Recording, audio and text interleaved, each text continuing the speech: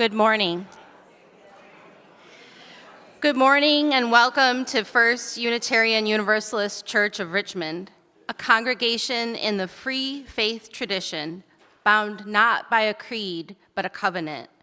My name is Erica Sims, my pronouns are she, her, and I am honored to serve on your board of directors.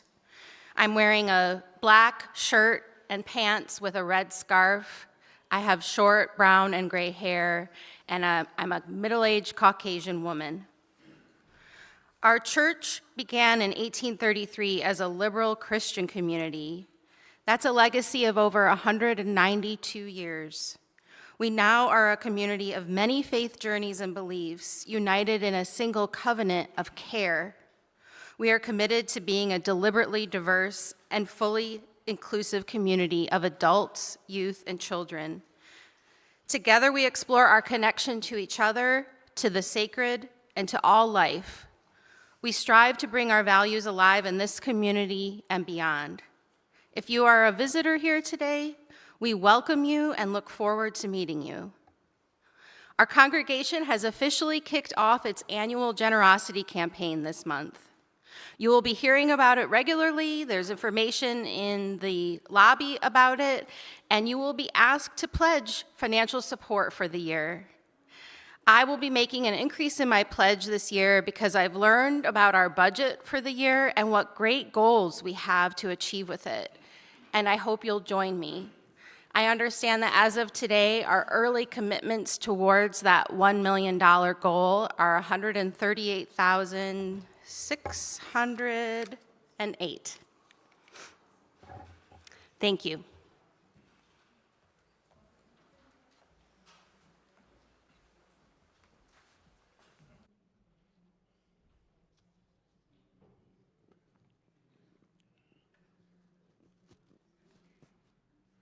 Good morning. I am the, I am the Reverend Sherman Z. Logan, Jr. I have the honor of serving this wonderful congregation as the senior minister, and welcome to First UU on this beautiful Sunday morning. What a beautiful day for worship. I am a tall, brown-skinned black man with a white beard, bald head, tortoise-rimmed glasses, a brown suit which matches my complexion,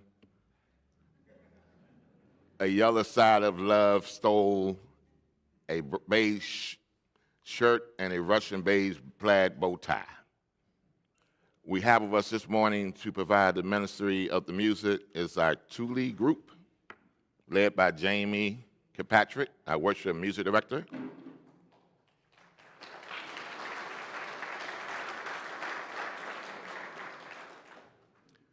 And we have in our sound booth, Eric Bauer and Jim Cregan.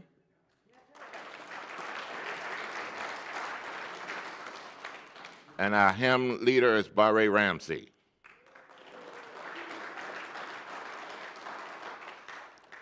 We have a tradition here at First UU where we invite our visitors to tell us who you are and where you're from. So if you are visiting with us this morning and as you are comfortable, raise your hand, and Jamie, the minister of the mic, will come to you. So are there any visitors? Hello, my name is Mary Beth Romeo, and I just moved to Richmond from Roanoke, Virginia. Welcome.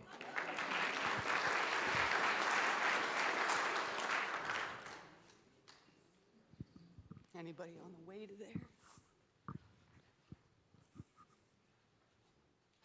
It was somewhere over here. There we are. Good morning.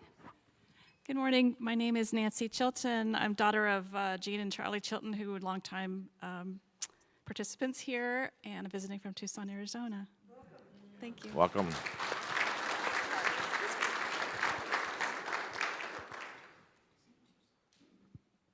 Okay, that's it. Okay. Thank you so much for joining us this morning. Now please rise in body or spirit and greet our neighbors.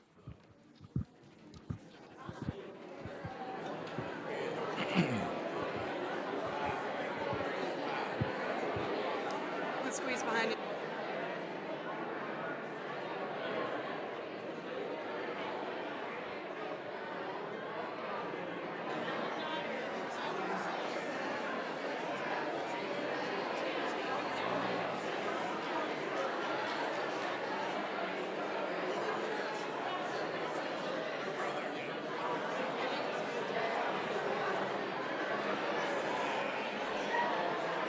Okay.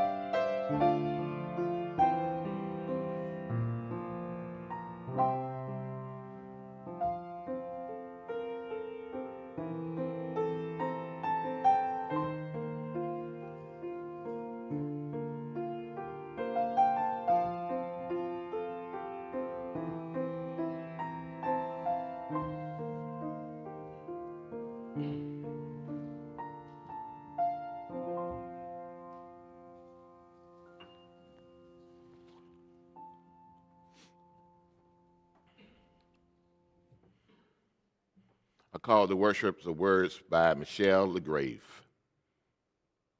We welcome to this religious community from many paths and with diverse needs. If you come here seeking comfort, may your pain be soothed. If you have come here looking for answers, may you find new questions. If you've come here seeking purpose, may your call be awakened. If you've come here hoping to build a new way, may the path open before you. Come, let us worship together.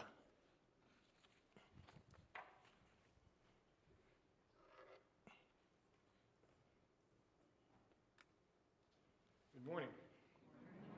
My name is Fred Salto, and I'm one of your worship associates for this morning. I'm a 75-plus white male, bald on top with a ponytail and a gray beard. I have both glasses and hearing aids, and I'm wearing a lavender shirt and a blue sport coat. Our chalice lighting this morning is by Atticus Palmer. We call this light before us in hope that we may always remain a strong community, working together to make the world a better place. When we are grieving or sad, when we are challenged, when we need help, this flame guides us out of the darkness. When we are cheerful, when we celebrate, when we accomplish a great task, we return to a place that makes us happy. The chalice reminds us to share our happiness with others. So I ask you now to please rise if you're able for our opening hymn number 360 in your gray hymnals.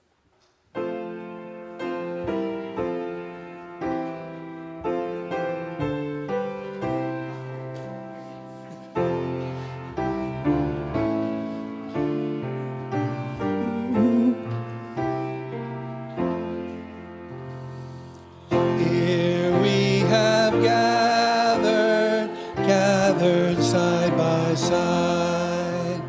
Circle of kinship, come and step inside. May all who seek here find a kindly word. May all who speak here feel they have been heard.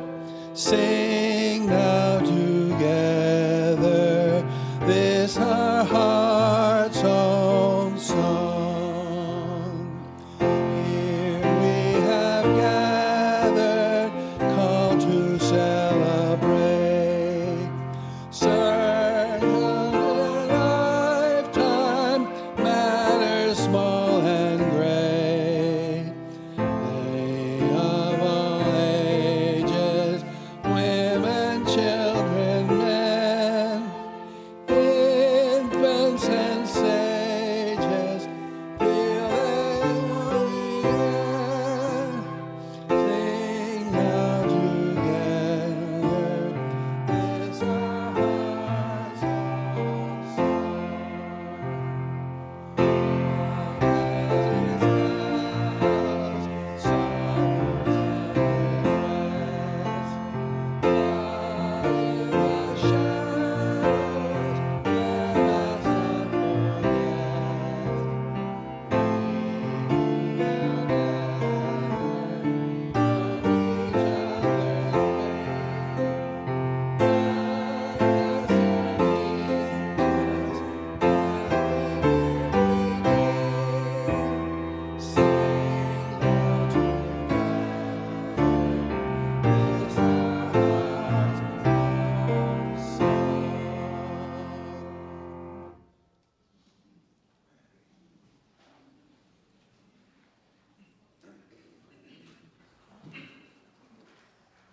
Our reading this morning is entitled On Giving by Kahal Gibran. And for those who know the author, his words are very, very powerful, very deep, and maybe a little on the long side.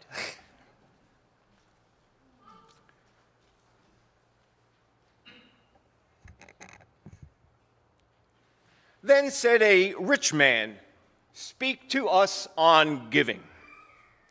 And he answered, "You give but little when you give of your possessions. It is when you give of yourself that you truly give.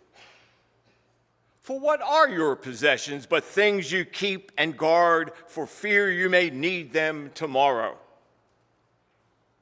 And tomorrow? What shall tomorrow bring to the overprudent dog burying bones in the trackless sand as he follows the pilgrims of the holy city?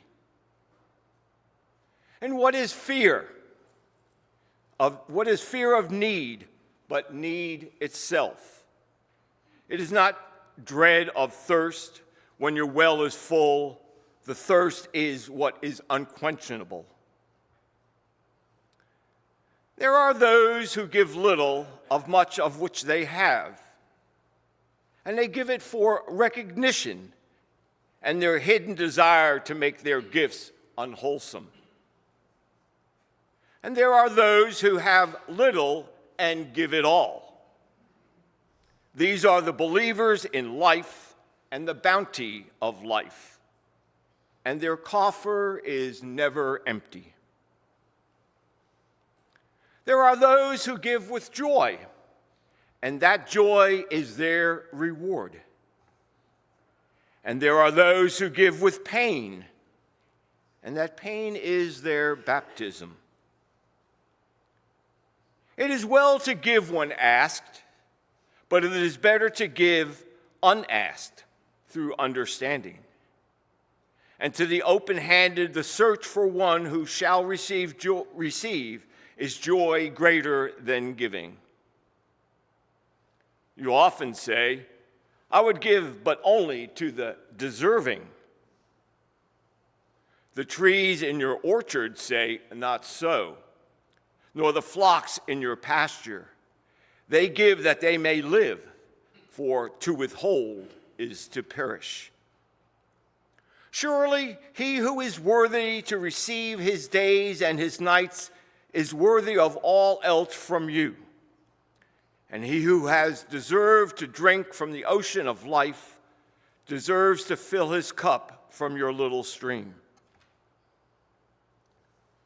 And who are you that men should rend their bosom and unveil their pride, that you may see their worth naked and their pride unabashed? See first that you yourself deserve to be a giver and an instrument of giving. For in truth, it is life that gives unto life, while you who deem yourself a giver are but a witness. And you receivers, and you all are receivers, assume no weight of gratitude, lest you lay a yoke upon yourself and upon him who gives. Rather, rise together with the giver on his gifts on his wings. For to be over-mindful of your debt is to doubt his generosity, who has the free-hearted earth for mother and God for father.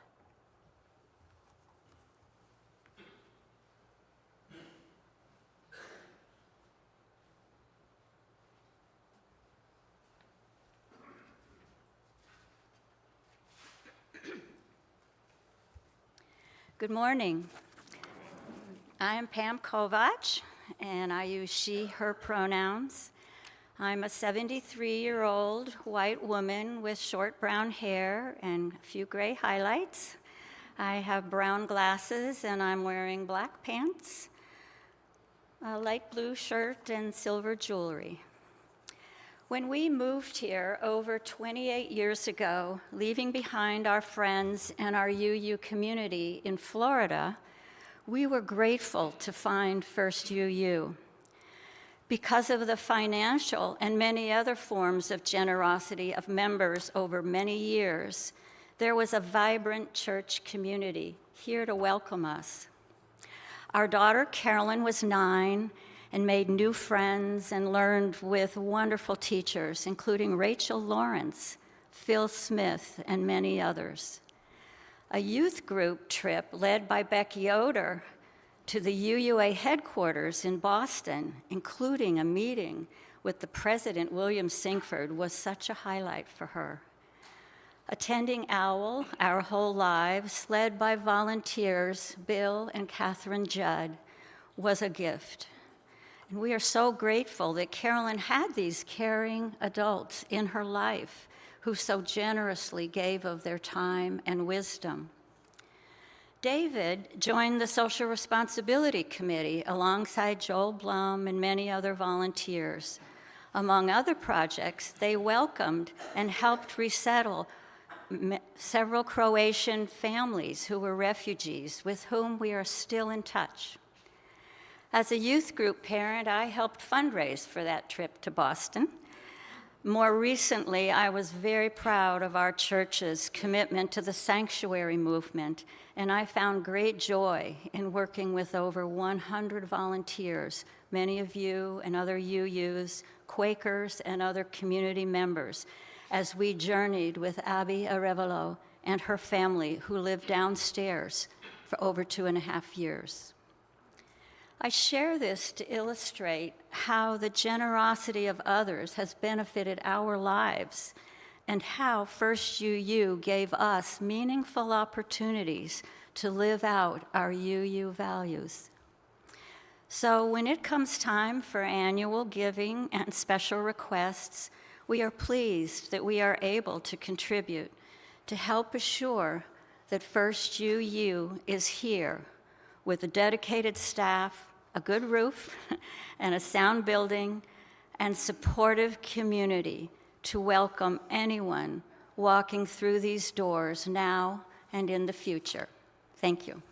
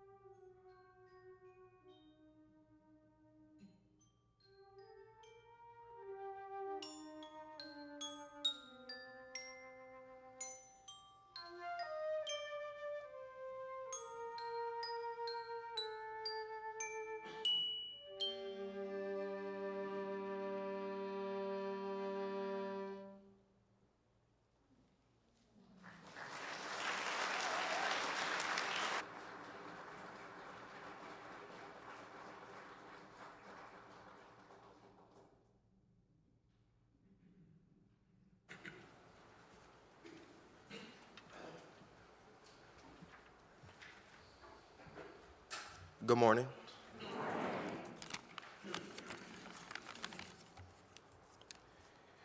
My name is Jacob, and I am honored to represent Soar and Elevate.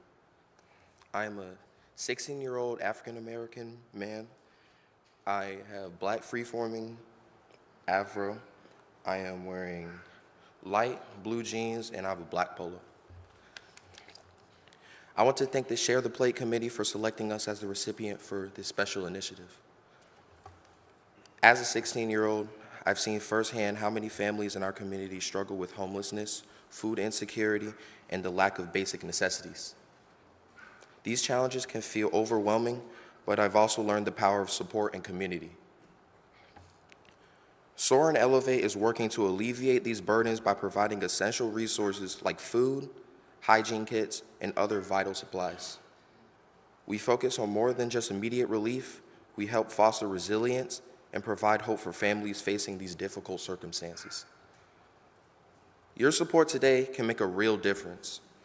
Every donation helps provide families with the tools they need to survive and thrive. Thank you for your generosity and for supporting the future of Richmond's underserved children and families. Thank you.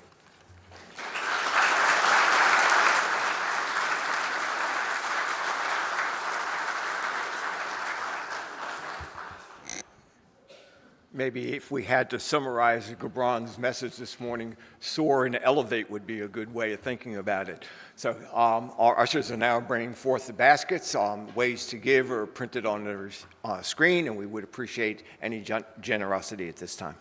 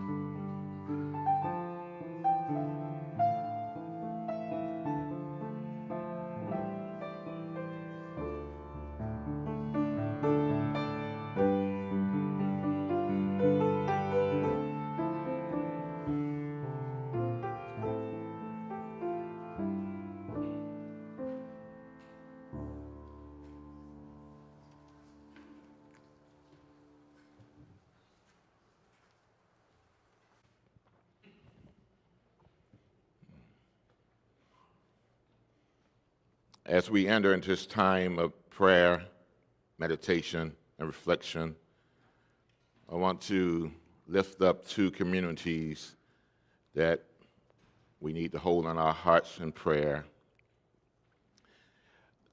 Tomorrow is Transgender Day of Visibility, and today is the last day of Ramadan.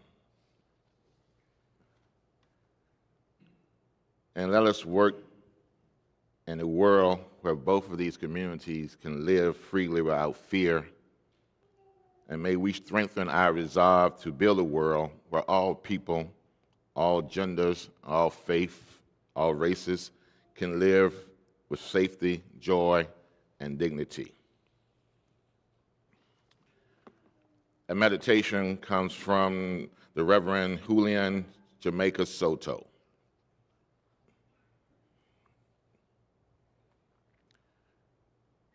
You are not hard to love and respect. Your existence is a blessing. Your pronouns are not a burden or a trial. They are a part of your name, just shorter. Some of our kin, you only their names where pronouns would be. The names they are called, remember that someone getting them wrong is not a poor reflection on you. It's not your fault. Your body really and truly belongs to you, no one else. The stories of your bodies, the names of your body's parts, your body's privacy, the sun of your body glory. It is not okay for anyone to press their stories on you back to the beginning of our liberation. We will find the people ready to be on the freedom for the people way. We will go on. No one can rename you. It can't stick as you offer the gift of being and saying who you are, mostly through your stories belonging to you. Your joy and complexity are beautiful.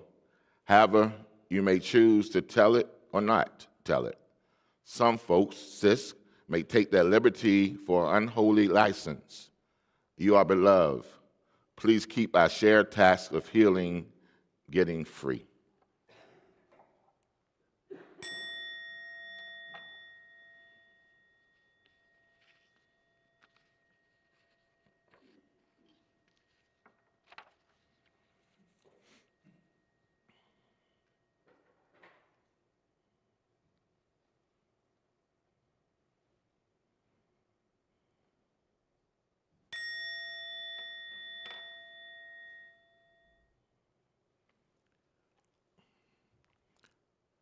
Spirit of life and love,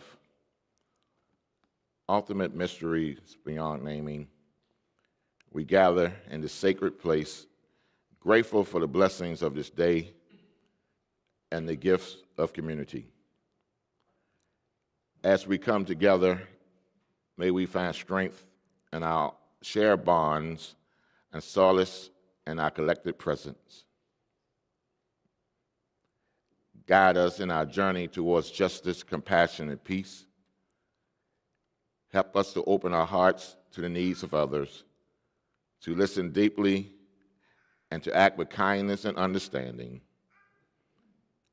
May we be instruments of love in a world that often feels divided and troubled. Grant us the courage to stand up for what is right, even when it is difficult. May we be the source of life and the hope for those who are struggling, and may our action reflect the values we hold dear. In times of joy, may we celebrate together, and in times of sorrow, may we offer comfort and support. And may we carry with us into the beloved community the spirit of love and compassion, and may we strive to make this world a better place for all. May this be so. Amen. Ashe.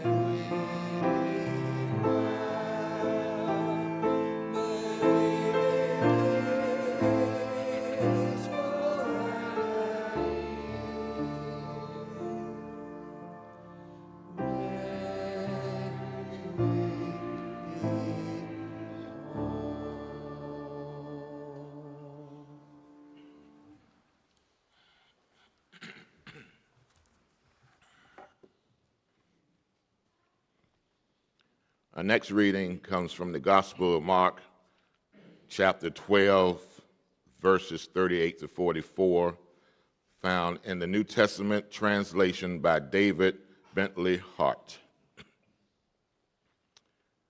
And Jesus said, "Be wary of the scribes who desire to walk about in long robes and desire salutation in the marketplace, and chief seats in the synagogue, and chief couches at meals.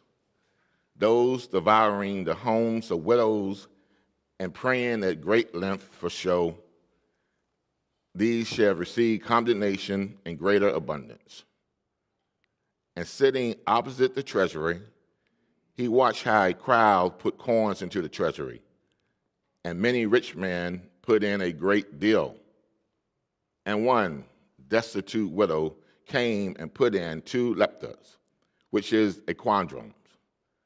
And summoning his disciples, he said to them, "Amen, I tell you that this widow, the destitute woman, put in more than all of those donating to the treasury. For all donating out of what they have in abundance, but out of her poverty, this woman donated all she had whatsoever, her whole livelihood." This morning, I want to talk about something that runs deep in our faith tradition, something that has the power to transform not only our congregation, but the world itself. I want to talk about generosity. Now, I'm not talking about generosity as charity. Generosity is not just an act of kindness. It's not just about feeling good or helping someone in need. No, generosity is an act of resistance. It is about the fight we are in for justice, for love. It is about rejecting the scarcity mindset that the world tries to impose on us.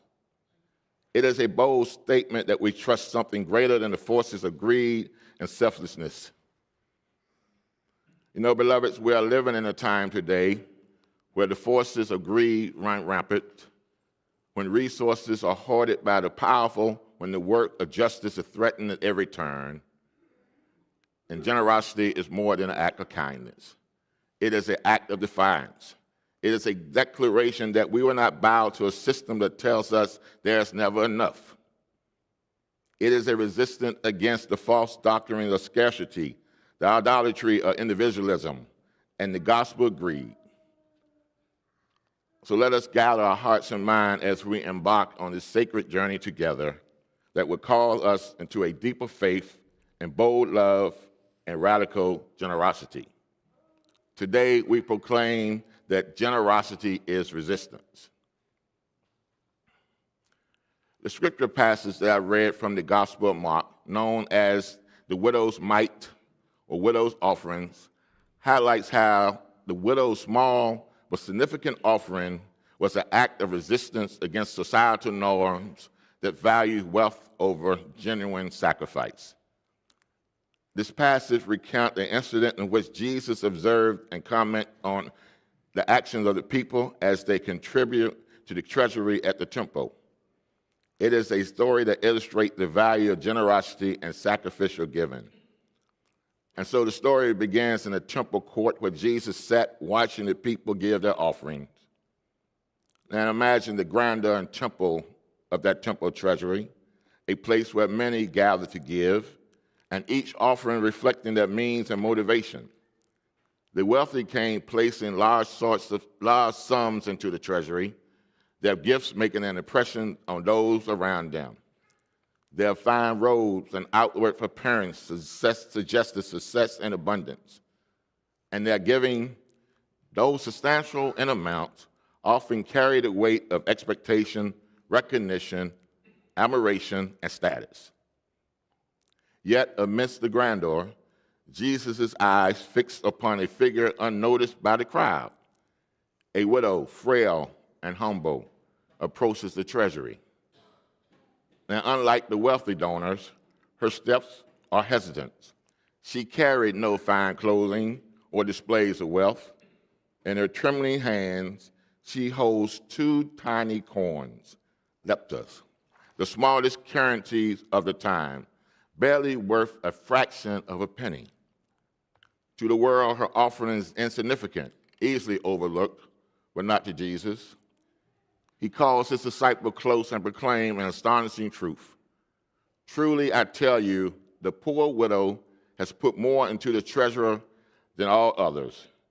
They gave out of their wealth, but she gave out of her poverty, put in everything, all she had to live in. What a profound lesson. The rich gave out of their abundance, ensuring their comfort remained untouched. But this widow gave from her lack. Her offering was not a fraction of her wealth. It was her entire livelihood. But it was an act of complete trust in her God, a demonstration of faith that defied human logic. And while society measured generosity in amounts and percentages, the widow's offering would measure in sacrifice and heart. Now, church, what does this tell us about the nature of true giving? It teaches us that generosity is not about the size of the gift, but about the surrender behind it. The widow's gift was not about impressing others, but her devotion and faith in her God provisions. She did not give to be seen. She gave because she loved. She gave because she trusted. And what does that say to us today?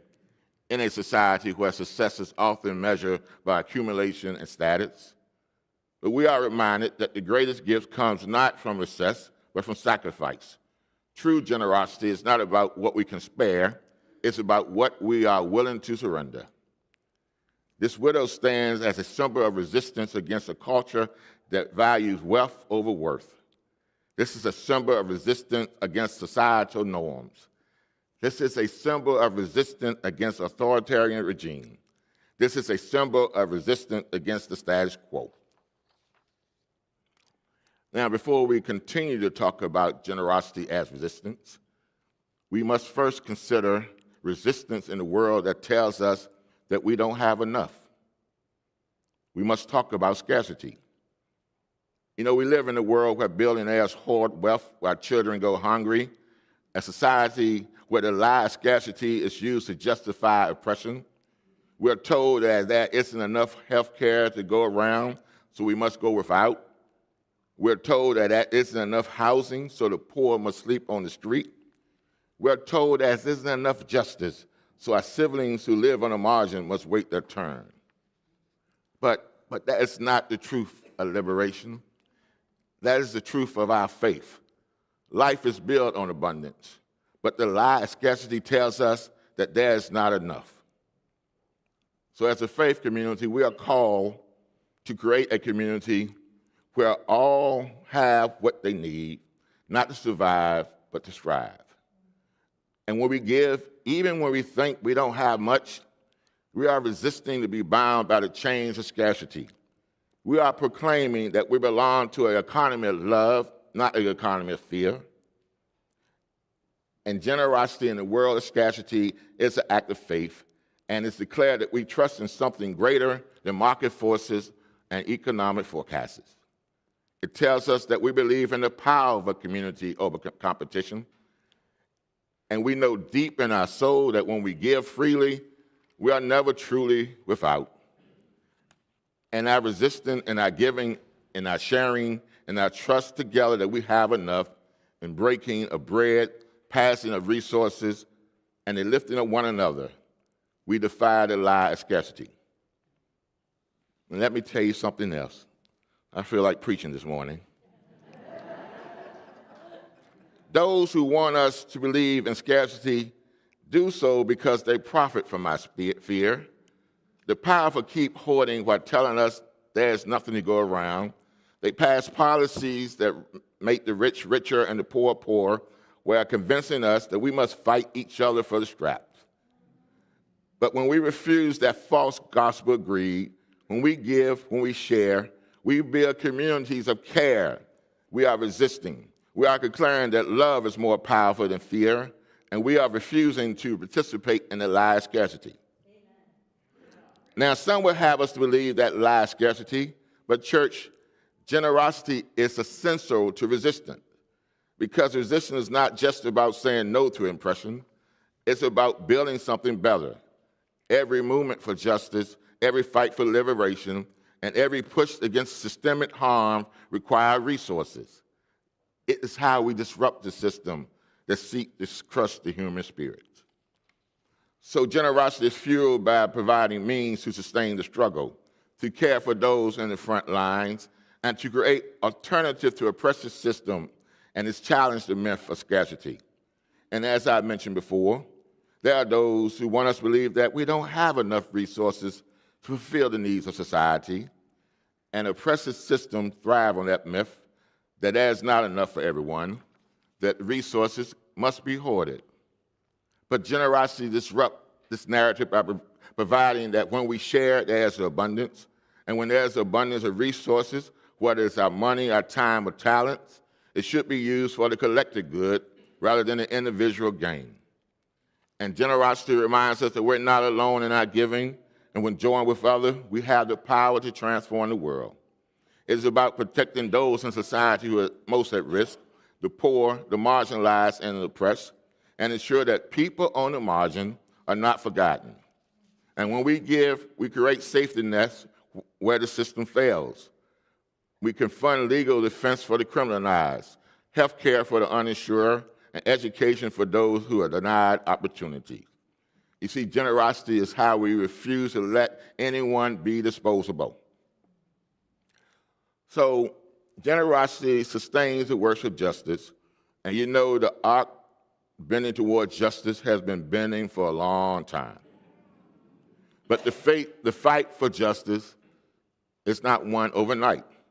It required long-term commitment and required resources. And without generosity, resistance becomes unsustainable.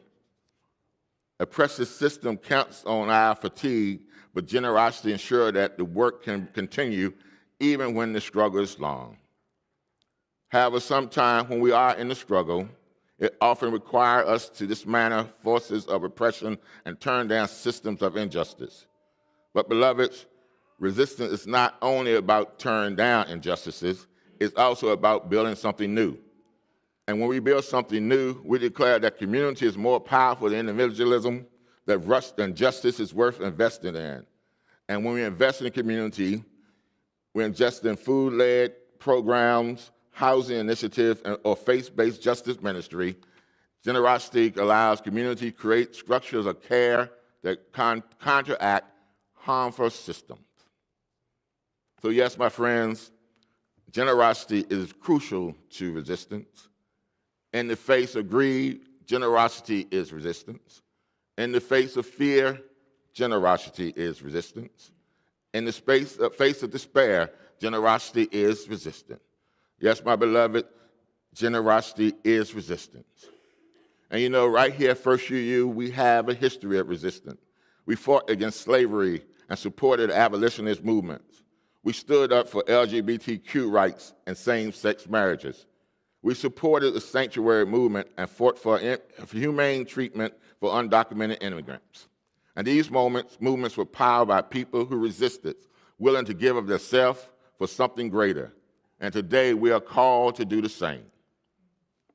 Now, many of you received a letter this week from our board president, Sherman Amos, and myself, and we asked you, what does resistance mean to you? Does it mean working for social justice and human treatment for others, even in the face of societal forces working against them? Does it mean supporting our trans siblings, their humanity and their right to exist? Does it mean supporting reproductive rights as they are being eroded away? Does it mean telling our elected officials when you disagree with them about dismantling DEI program or erasure of the American history? So church, let me make this plea this morning. We need your help to continue resisting. And you can help by being generous with your time, your talent, and your treasure. And you can also help with the resistance by participating in the many ministries of the church or making a generous pledge. Because when we sustain our church, our mission and beloved community, We resist the slow erasures of community of faith that dare to stand for justice. You see, generosity is a form of resistance. So I ask of you today, my beloveds, how will you resist? Will you give freely even when the forces of the world tell you to hold back?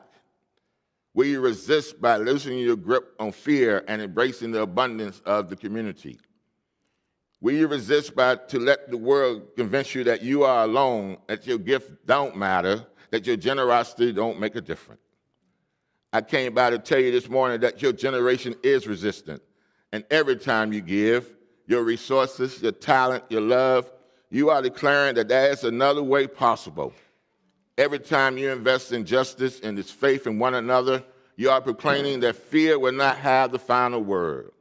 Forces in society will tell you to hold back, to keep for yourself, to be afraid. But we, my beloveds, we are called to a different path. We are called to live boldly, to love fiercely, to give generously, because your generosity is how we build a world we dream about. So let us not be in fear, but in faith, not in scarcity, but in abundance. Let us trust as the widow trusted. Let us proclaim with our whole hearts that generosity is resistance. Generosity is justice. Generosity is love. Let the church say amen, and may this be so.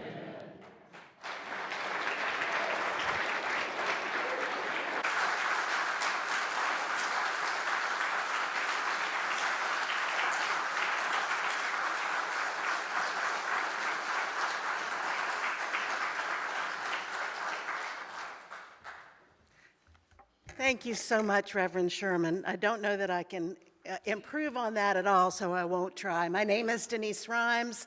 I am a older white woman with gray hair, wearing tortoiseshell glasses and a white shirt.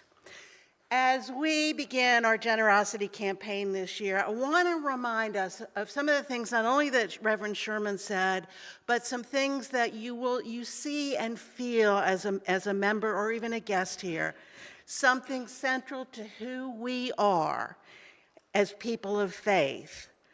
We know that justice is not optional. It is essential. This is a key foundation of Unitarian Universalism. Almost all of our sources, and in fact, I can't think of any that don't, make it clear that faith without justice is empty faith. And it's no coincidence that our new Article 2 includes both justice and generosity as two of our core values as you use.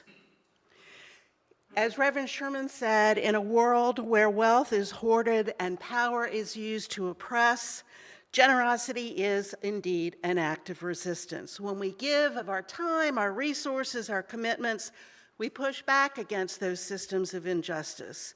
We say no to the greed that Reverend Sherman talked about, and yes to shared abundance. Might I footnote here that he and I did not collaborate on our words. So I believe that many of you would say some of the same things as you. We say no to fear and yes to love and action. And we don't do this just through our financial gifts. It does rest on our ability to fund this work, but it's not just about our financial gifts.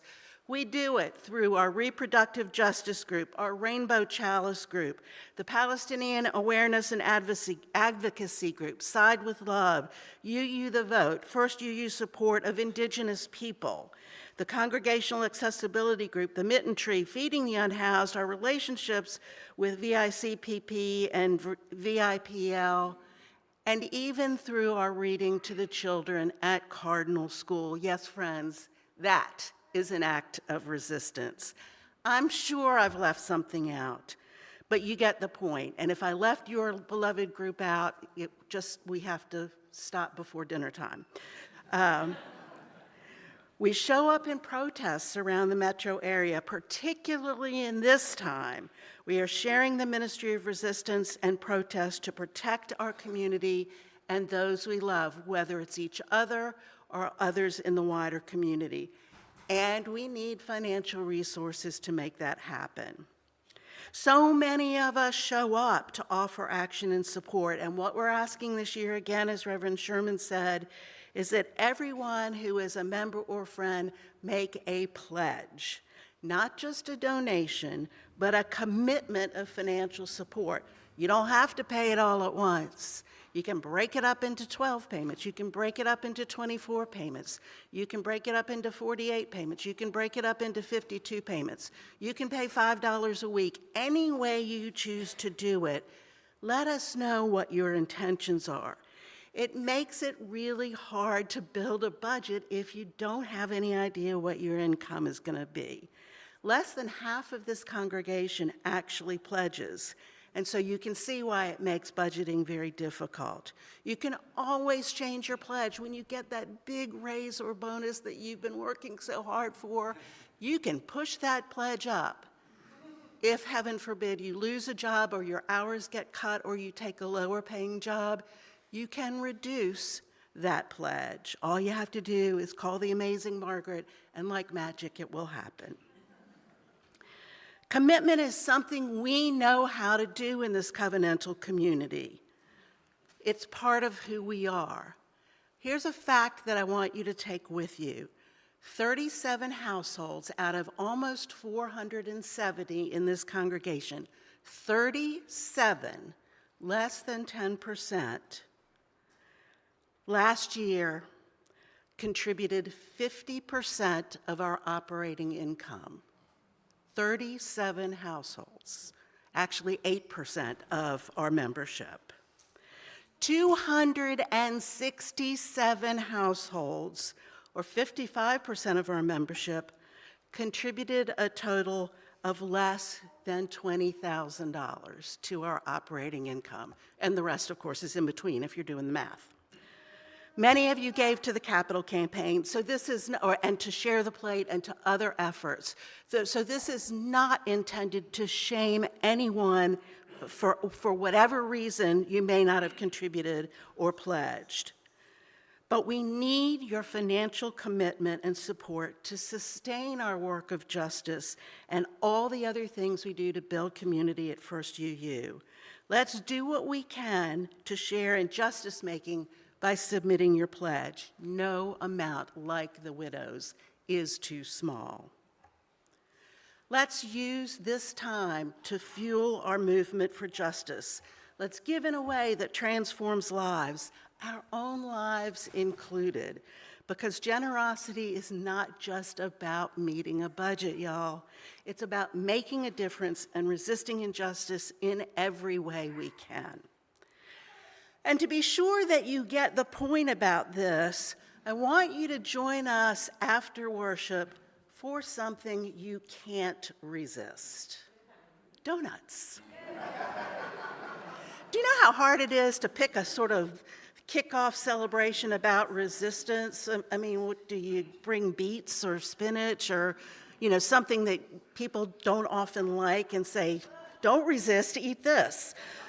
So donuts are the things that many of us can't resist.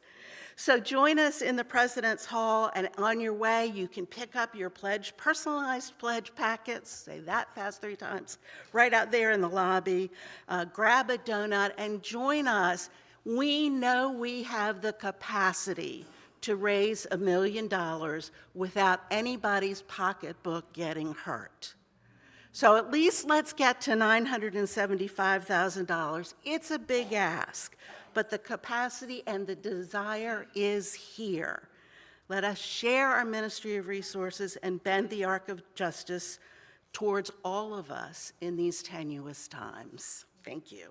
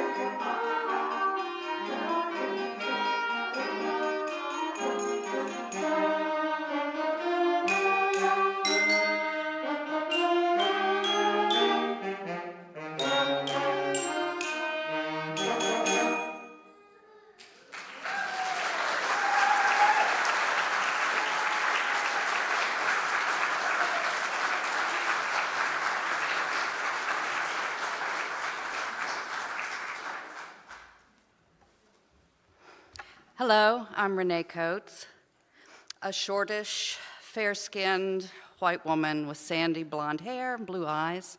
I'm wearing a loose, comfortable blouse in colors of soft teal and green, and I'm wearing my quilted name tag around my neck. What a hopeful service this has been today. Today's words with which we're going to extinguish the chalice come from the Buddha. They reside in the Dhammapada, collection of sayings in verse form. The Dhammapada is the most widely read and best known collection of Buddhist scriptures. Our words are, with gentleness, overcome anger. With generosity, overcome meanness. With truth, overcome delusion.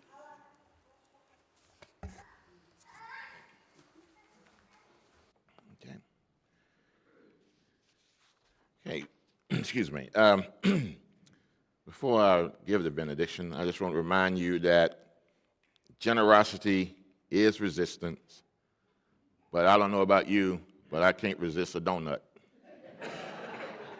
So after service, go to the President Hall to get a donut, but get a pledge form on your way. And please rise as I give the benediction, in body or spirit.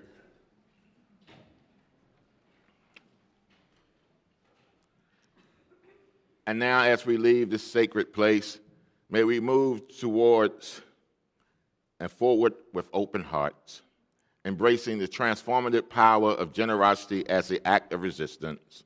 Let us choose abundance and collaboration, filling our world with hope for a brighter future. May we embody the spirit of giving, recognizing that each generous act brings us closer to justice. May our lives reflect the incredible impact of generosity, inspiring us to make a difference.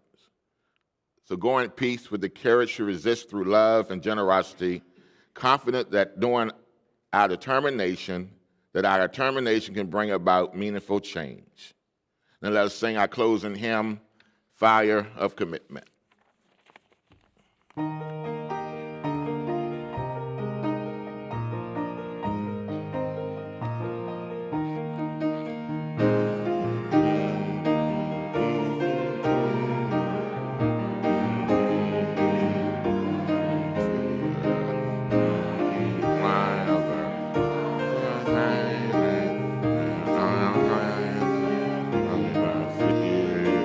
With the fire of commitment, set our mind and soul ablaze.